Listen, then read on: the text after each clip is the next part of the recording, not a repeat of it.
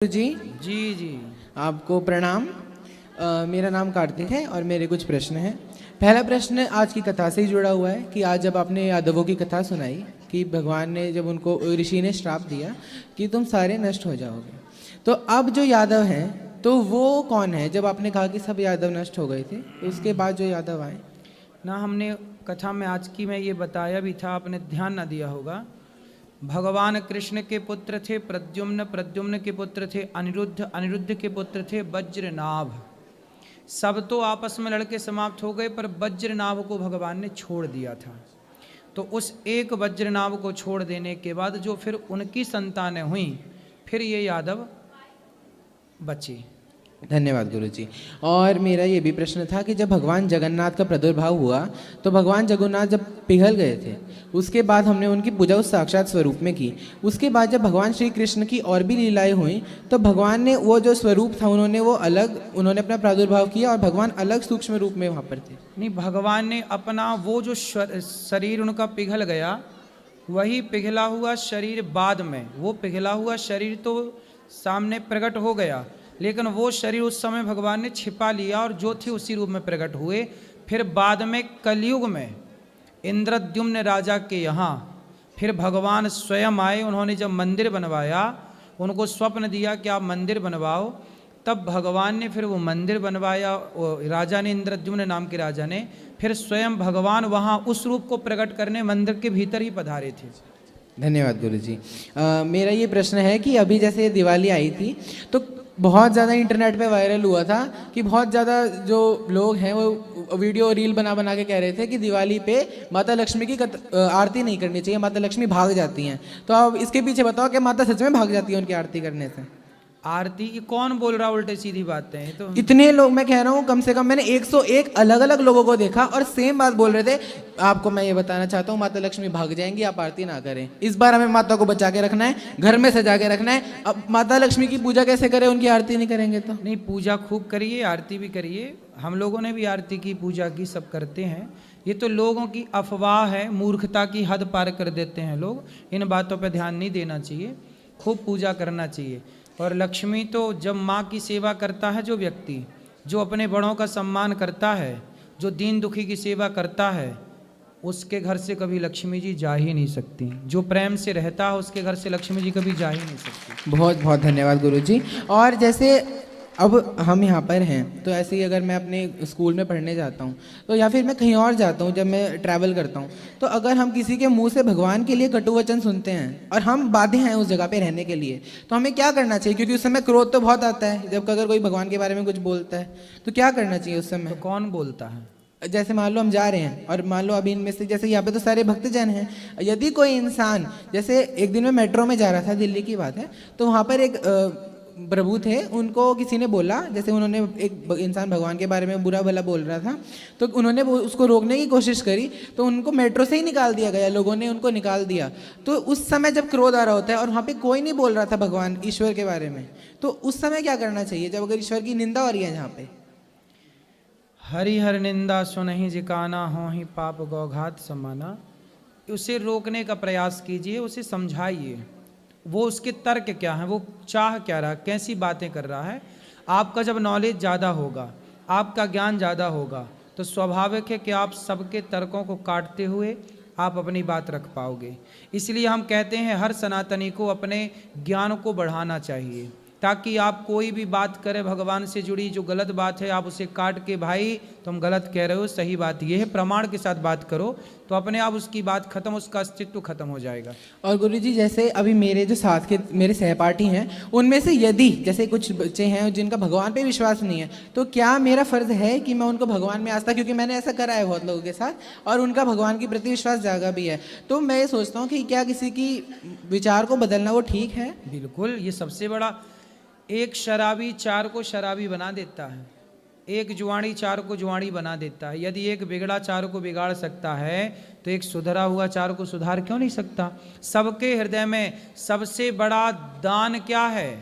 भक्ति का दान। किसी भटके हुए प्राणी को आपने भगवान का पता दे दिया, भगवान का रास्ता बता दिया, और आपके कहने से वो एक व्यक्ति भगवान के राह पर चलकर अपना कल्याण करता है, तो उसका फल आपको सदा प्राप्त होता रहेगा। धन्यवाद गुरुजी। और मैं आपको ये बताऊं कि आपसे मुझे इतनी प्रेरणा मिली, जैसे मैं जाता हूं और जब आपका नाम आता है, तो आजकल के यूथ में भी आप बहुत ज़्यादा पॉपुलर हैं, तो बच्चे जब बोलते हैं ना, तो मेरा खुद, जैसे पहले मेरे को पता नहीं था, जब मेरी माता जब कथा सुनती थी, तो मैंने जब देखा कि ये गुरु, पहले तो आप ऐसे पॉपुलर रहते थे, जैसे आपने कोई बात बोली और उसके इन्होंने मीम बना दिया काट के।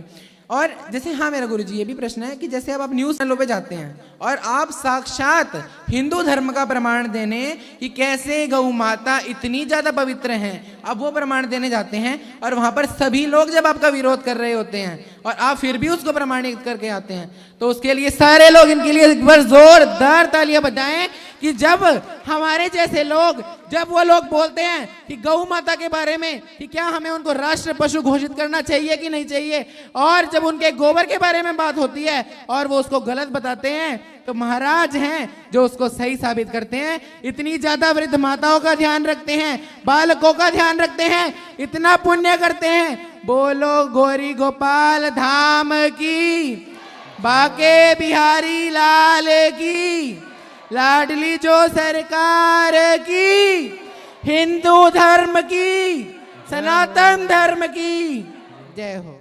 धन्यवाद गुरुजी। सुंदर, खुश रहिए। राधे राधे गुरुजी। हाँ हाँ आपके मैया, चरण में कोटि कोटि प्रणाम। अब हम लोग एक सप्ताह से थे यहाँ, अब कल जा रहे हैं हम लोग सब, कल या परसों चले जाएंगे रात में। मतलब मेरा एक प्रश्न है गुरुजी, जो एकादशी व्रत जो आदमी करते हैं, महिला या पुरुष जो भी करते हो, उसको जग करना जरूरी है कि नहीं? क्या जग, एकादशी जग करना जरूरी है, जो जग करना नहीं, चाहिए? आप एकादशी के व्रत रहिए बस, ठीक है। अभी एकादशी 11 तारीख को एकादशी है। नहीं, जग के बारे में हम पूछना यज्ञ। चाहते हैं, जो जग जरूरी है करना। कर सकते हैं तो करिए, बाकी आप नहीं, हवन नहीं, यज्ञ एकादशी यज्ञ हम लोगों के यहाँ होता है, जो रात में पूजा हुआ उसका दान पुण्य, गया सज्जा दान पुण्य अपनी शक्ति के अनुसार करिए। भोज भात।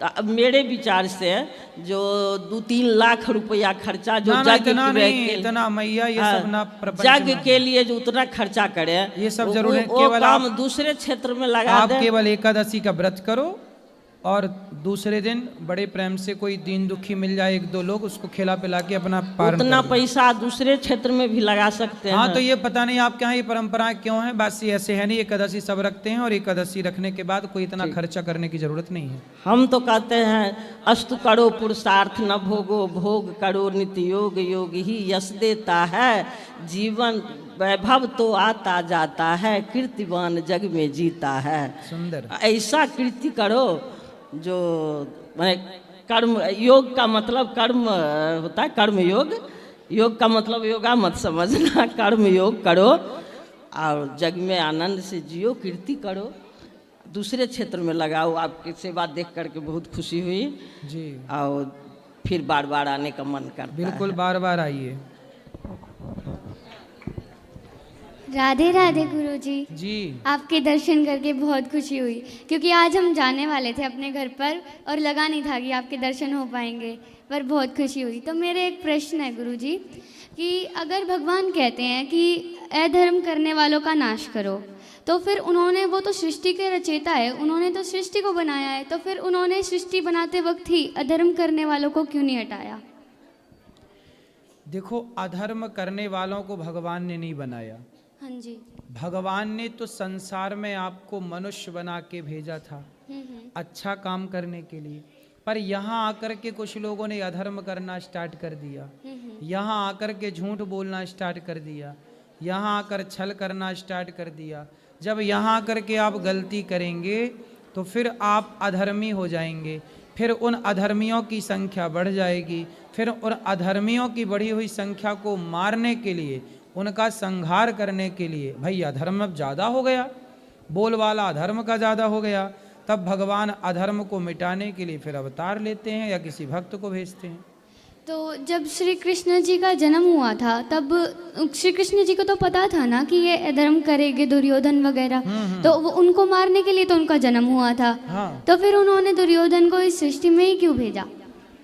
दुर्योधन को सृष्टि में भेजा इसलिए कि भाई जाओ अच्छे कर्म करना, अच्छा। बुरे कर्म करने थोड़ी भेजा था। अब बुरे कर्म तो उसने अपने विवेक से किया, अपनी बुद्धि से किया। अब जब बुरे कर्म आपने किए हैं तो फिर भगवान कहेंगे अब दंड लेने को तैयार रहो। तो भगवान तो न्याय करते हैं ना बेटा। अच्छा ये बताओ, जैसे जज साहब हाँ जी। किसी को फांसी देते हैं तो क्या जज साहब की उस व्यक्ति से कोई पर्सनल दुश्मनी थी? नहीं। फांसी क्यों दे दी फिर? क्योंकि उसने गलती की थी। क्यों गलती की? क्यों गलती की? हाँ, अब क्यों गलती की? गलती करी उसने। हाँ, ऐसे ही दुर्योधन ने गलती की। अच्छा। उसे गलती करने के लिए थोड़ी भेजा था भगवान ने कि जा तू गलती करना। उसने गलती की। अब जब गलती की तो जज ने क्या किया? फांसी दी। फांसी ऐसे ही दी। भगवान क्या करते हैं? भगवान एक प्रकार के जज हैं।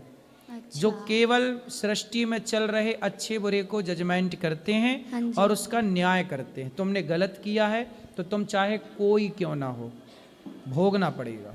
और एक और प्रश्न है कि तुलसी माला बार बार टूटती है, इसका अर्थ क्या होता है? टूटती है तो पक्के धागे में उसको, मतलब पैराशूट थ्रेड है। फिर भी टूटती है। हाँ जी। तो फिर और पक्के धागे में उससे 4 बार 4 धागा डालो एक साथ। ठीक ठीक है। है। धन्यवाद गुरुजी। राधे राधे। खुश रहिए। राधे राधे गुरुजी। जी। गुरुजी आपके चरणों में कोटि कोटि प्रणाम। गुरुजी हर रोज हम लोग आपका प्रवचन सुनते हैं, आज आपको साक्षात दर्शन मिला, उसके लिए बहुत खुशी हुई। हमारा परिवार हमारे साथ आज आया है, हम लोग कल निकल रहे हैं, हम लोग बनारस से आए हैं। गुरुजी हमारा प्रश्न है कि हम लोग वृंदावन आते हैं तो हम लोग राधे कृष्ण, और केदारनाथ जाते हैं, बद्रीनाथ जाते हैं, तो हम लोग मतलब भगवान हर जगह हर अलग अलग रूप में है। तो हम लोग जैसे नाम जप करें तो हम लोग क्या करें? जैसे ओम नमः शिवाय हम लोग सोचते हैं करने को। प्रेमानंद महाराज जी का मैं वीडियो देखती हूँ तो वो बोलते हैं कि ओम नमः शिवाय गुरु मंत्र है, गुरु जी दे मंत्र वो, तभी हमें ओम नमः शिवाय का मंत्र करना चाहिए। तो क्या ये सही है और हम लोगों को किस मंत्र का जाप करना चाहिए? देखो, मंत्र तो कोई भी तब ही जपना चाहिए जब गुरु जी दें। अच्छा क्योंकि कोई भी मंत्र तभी फलीभूत होगा जब गुरु जी के द्वारा प्राप्त होगा। जी। वरना आप जो भी फिर सामान्य, यदि आप गुरु मंत्र नहीं लिए तो आप श्रीमन नारायण जपो, राधे कृष्ण जपो, लेकिन मंत्र तो तभी सार्थक होगा जब गुरु जी के द्वारा प्रदान किया जाए। तो अब जैसे आपने कहा कि वृंदावन आए तो राधे राधे जपते हैं, अयोध्या जाएं तो सीताराम सीताराम, बद्रीनाथ जाएं तो नारायण नारायण जपते हैं, केदारनाथ जाओ तो ओम नमः शिवाय जपते हैं, तो आप लोग कंफ्यूज होते हैं। जी। देखो ऐसा है ना कि जब आप अपने मायके जाती हो तो आपके पिता आपको क्या कहते हैं? बेटी बेटी बेटी कहते हैं। जी। जब आप ससुराल आती हो बहू तो बहू बहू कहते हैं। जी। बच्चा हुआ तो वो आपको मामा कहता है, माँ माँ माँ, मैया मैया, ठीक है। जी। भाई के घर गई तो वो आपको बहन बहन कहता है। जी। तो आप तो एक ही हो ना। जी। लेकिन आपके रिश्ते अनेक होने से लोग आपको अनेक नाम देते हैं। जी। उसी तरह भगवान एक ही हैं पर भक्त अनेक हैं। उस एक को ही कोई राम के रूप में देख रहा है, कोई कृष्ण के रूप में देख रहा है, कोई शिव के रूप में देख रहा है, कोई नारायण के रूप में देख रहा है। वह एक ही है। जी। और गुरुजी एक प्रश्न और है मेरा।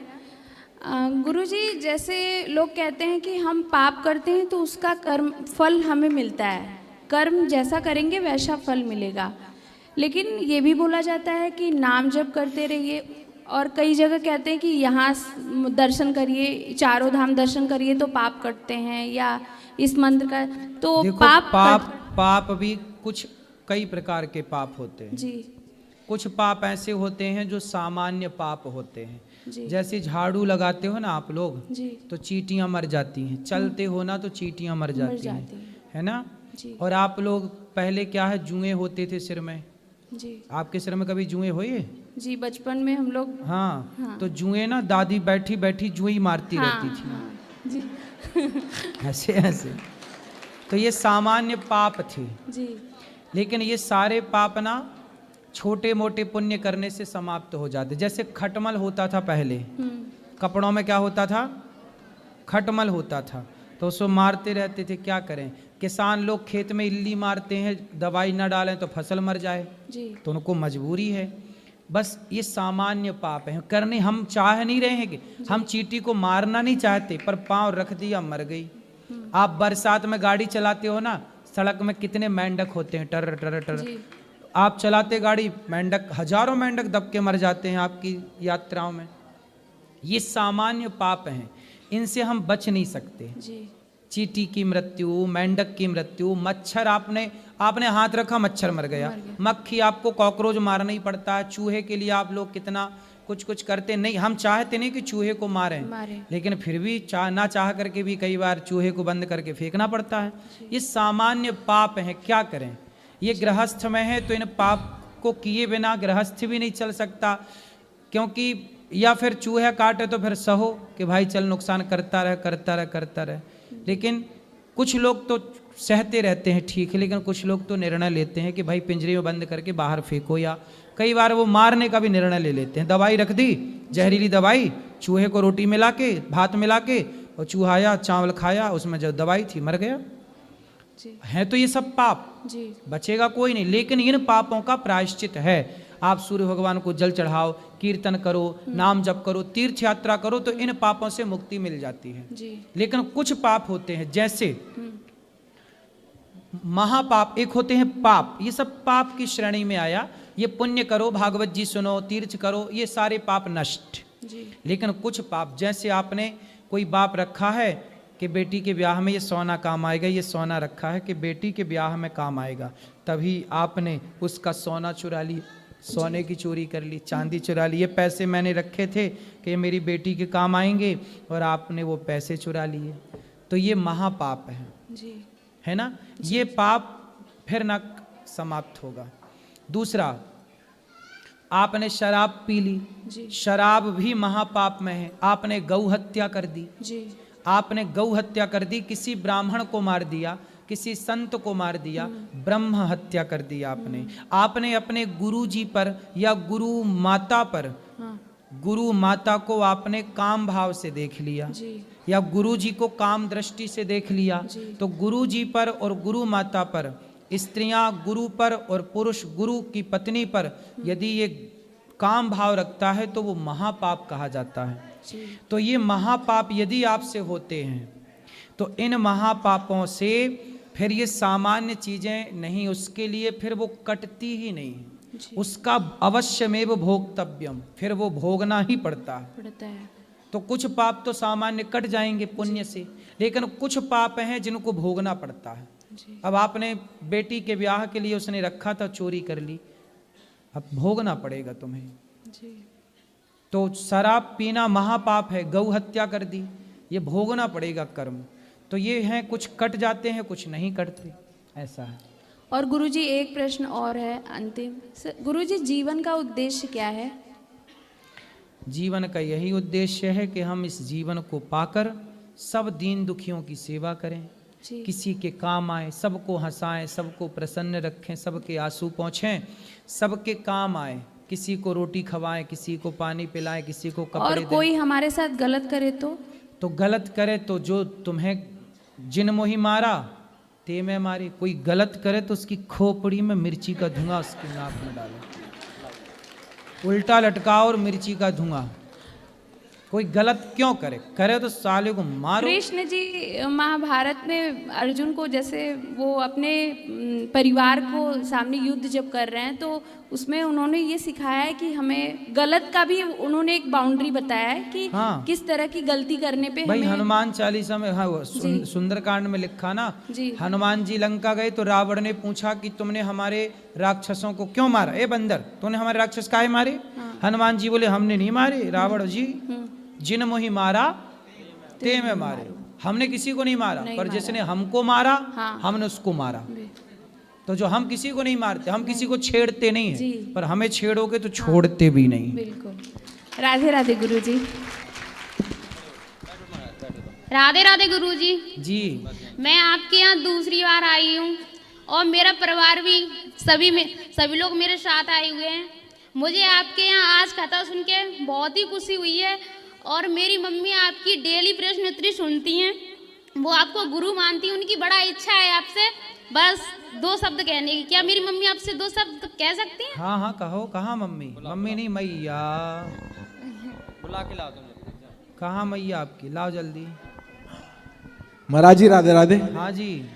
मेरा एक क्वेश्चन था आपसे कि ये जो वार महीने ये बनाए हैं ये हम इंसानों ने ही बनाए हैं। तो मंगलवार को नाखून बाल नहीं कटवाने, शनिवार को नहीं कटवाने, वीरवार को कपड़े नहीं धोने, रात को झाड़ू नहीं मारनी, तो ये चीज़ समझ नहीं आती थोड़ी सी। देखो हमारे यहाँ जो नवग्रह हैं जी। हमारे शरीर में ना शरीर के देवता हैं, प्रत्येक अंग के देवता हैं और देवताओं का संबंध ग्रहों से है, क्योंकि हमारे यहाँ जो नवग्रह, शुक्र एक ग्रह है, बृहस्पति एक ग्रह है, मंगल एक ग्रह है।